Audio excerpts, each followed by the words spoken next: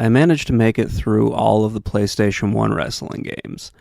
It's been a very interesting experience. My opinions on some of these games have changed from when I started this to now. There have been some pretty interesting things that have developed since I started playing these. Weird stuff, like where one company's game started off really well and turned into crap, and another company's stayed really good throughout the entire thing. So let's get into them. WCW Backstage Assault was the worst out of all of these. It's just absolutely terrible. The developers took one thing that could have been a fun match and decided to make it the entire game.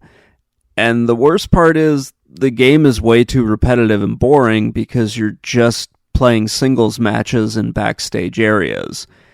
Eventually you unlock more backstage areas and you unlock more wrestlers.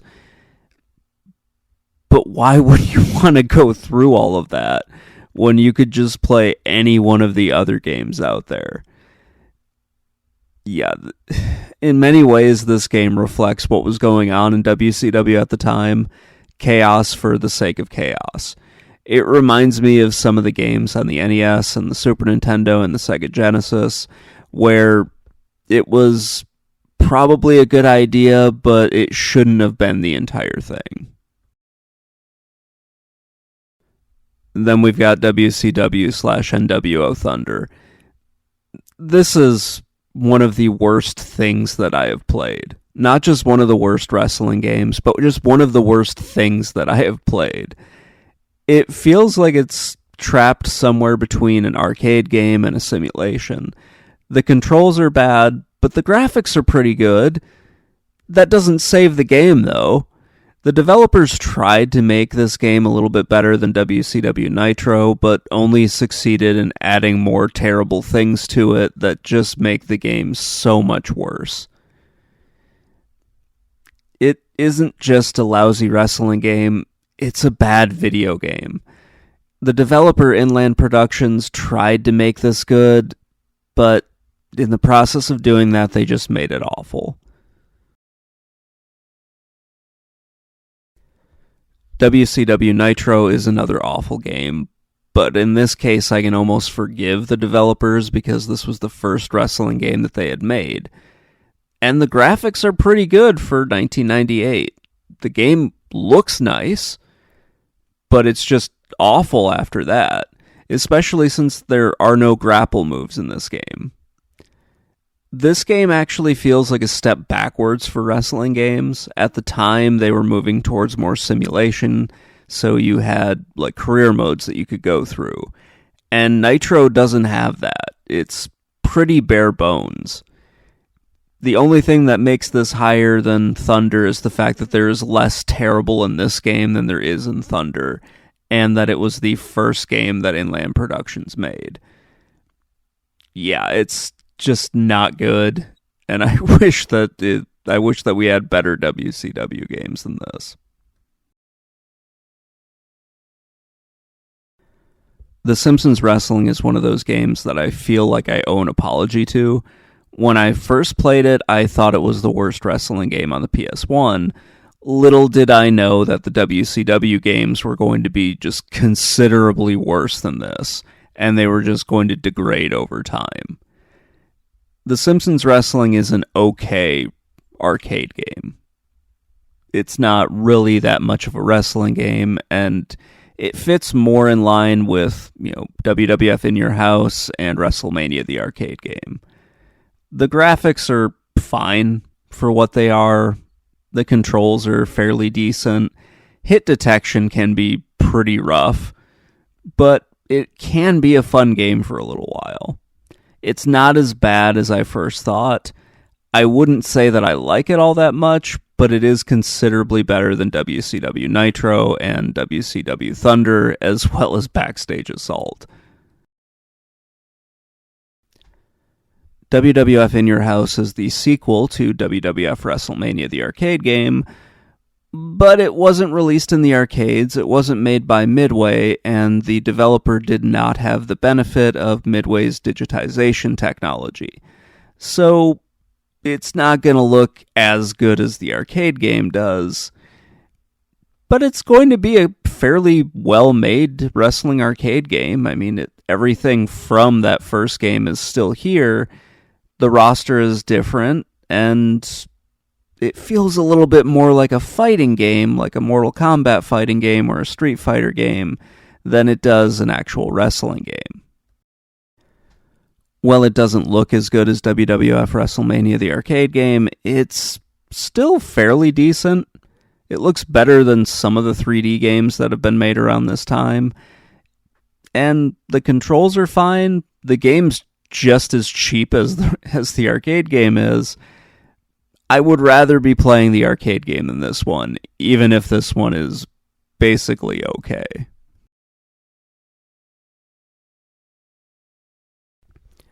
WWF WrestleMania the arcade game is fine on the PS1. It's the best looking of the games, but it's kind of disappointing because there's nothing added to it. It is basically the exact same game that it was on the Genesis, on the Super Nintendo, and in the arcades. For some godforsaken reason, EGM gave this a 9 out of 10 back in the day, and I have no frickin' idea what game they played. Because, no, this should not have been given that score. It's a fine arcade game, but it's still just as cheap as, every other version of this game. It does have the full roster like they had in the arcade, so that's always a good thing. But no, it's only got really 2 game modes, and once you're done with that, it's pretty much the end of it. There's no real enjoyment after that, unless you just want to keep playing this over and over again. With ECW Hardcore Revolution, we start a block of 4 games that use basically the same game engine. Very little is going to distinguish these 4 games, so I'm leaning pretty heavily on my experiences with them. I felt that ECW Hardcore Revolution was the worst of these 4 games. The other 3 are ECW Anarchy Rulz, WWF War Zone, and WWF Attitude. All of them have the same strengths and weaknesses. They all suffer from the same things. Yeah, it's very odd. With Hardcore Revolution in particular, this is a reskin of WWF Attitude. And that's part of the problem. It doesn't really feel like an ECW game. It feels like the WWF's idea of what ECW should have been, only back in 1999.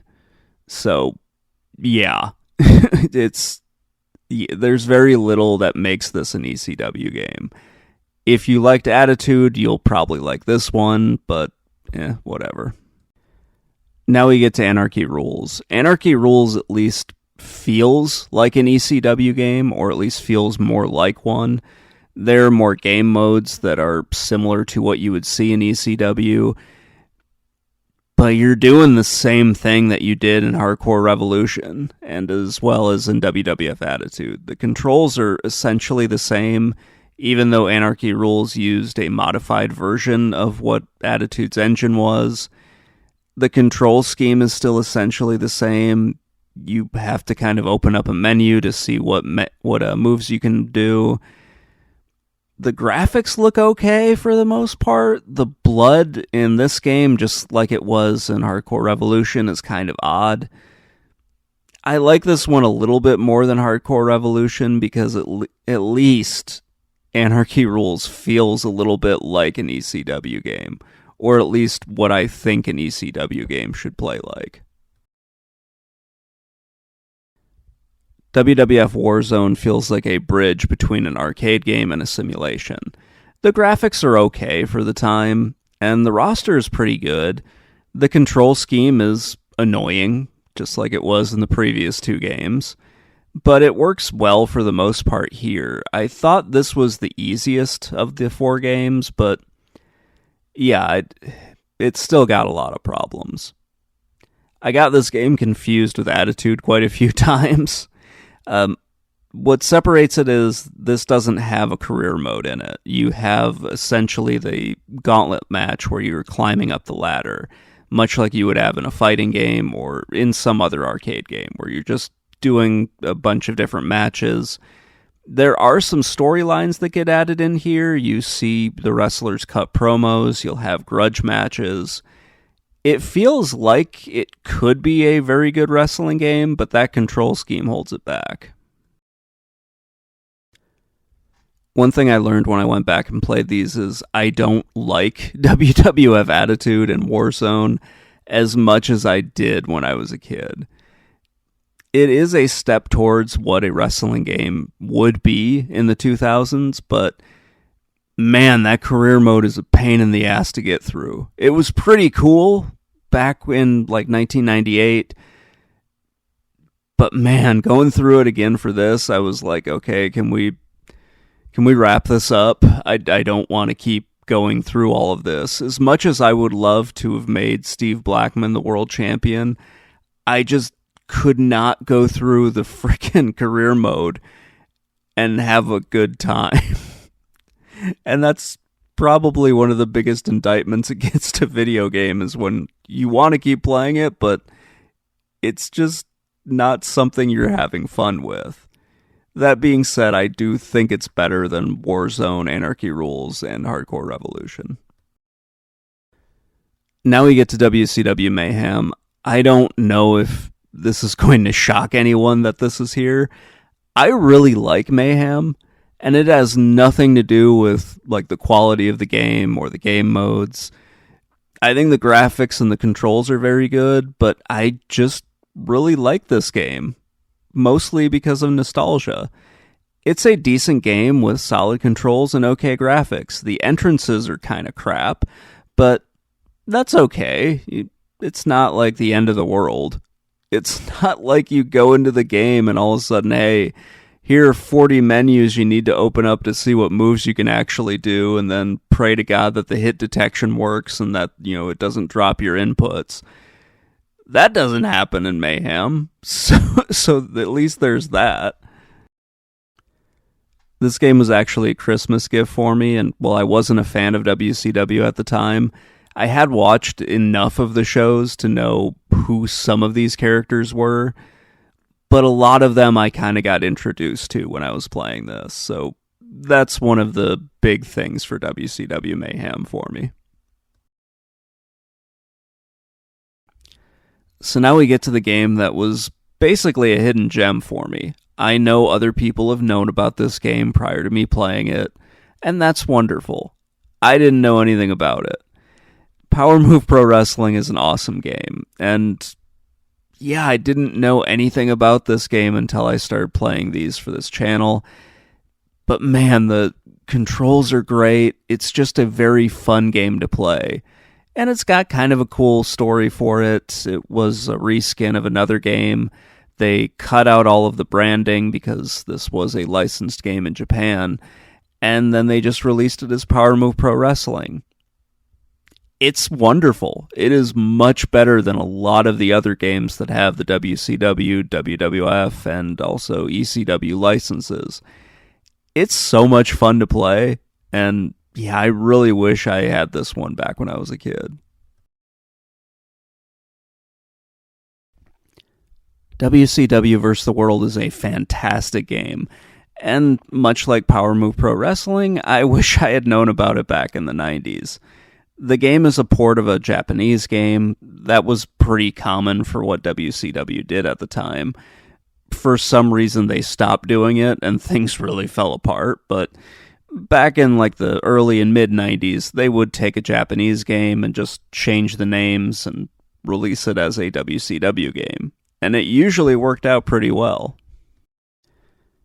The gameplay here is terrific. The spirit meter was a little confusing early on for me, but it made more sense once I looked it up in the manual. I still wouldn't say that I liked the spirit meter, but at least it made more sense to me. The graphics are probably the biggest issue with this game, even though they would have been pretty good at the time. Once they started getting like the smoothed out graphics that you see in stuff like War Zone, Attitude, Mayhem, Smackdown, so on and so forth, then it made this game look a lot worse. But the gameplay is still way better than a lot of the other WCW games. WWF Smackdown is a fantastic game. It looks amazing still. It's really good. I just love the gameplay in this. It's very simple and easy to learn. The finishing moves are really easy to do. Everything's just set up for you to have a lot of fun with this. The first Smackdown is a game that I remember renting with my friend Drew. I remember playing it with him when he owned it for a brief period before he got pissy and sold it. It's so much fun to play this. The campaign mode, or the career mode, is a huge improvement over WWF Attitude. Everything in this is just so much better than the other WWF games, at least on the PS1. It's a really great game to go back and play. I wasn't totally sure I was going to like it as much this time as I did back when I was a kid, but man, I really loved it. It was so much fun to go back and play. WWF Smackdown 2 is my favorite wrestling game on the PS1, and it's one of my favorite games on the system. It greatly improved everything from the first game. And while I don't have as many memories of this one as I did with the first Smackdown, it's still a ton of fun to play. The graphics and gameplay are similar to the first Smackdown, but Smackdown 2 has the better roster and one that's more reflective of just what I remember the WWF being. The career mode is awesome. It's a little better than the first game, and it's considerably better than what it was in WWF Attitude. While this game came out late in the PS1's lifetime, I think it looks really good, and it got the most out of the system. That's just one of the reasons why I think it's the best. It's fun to play, the controls are easy, the graphics are really good. Everything in this game is just wonderful.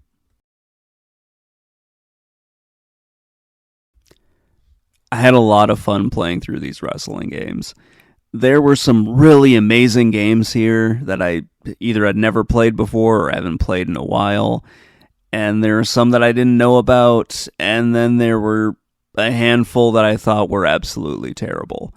I also changed my mind on a few of these games while I was playing them. Because, when you start out, you play something that's just really bad, like, the Simpsons Wrestling. And I thought, okay, that's the bottom of the barrel. And then I started playing more of the WCW games, and I was like, okay, no, never mind. Nitro, Thunder, and Backstage Assault are all way worse than what the Simpsons Wrestling was.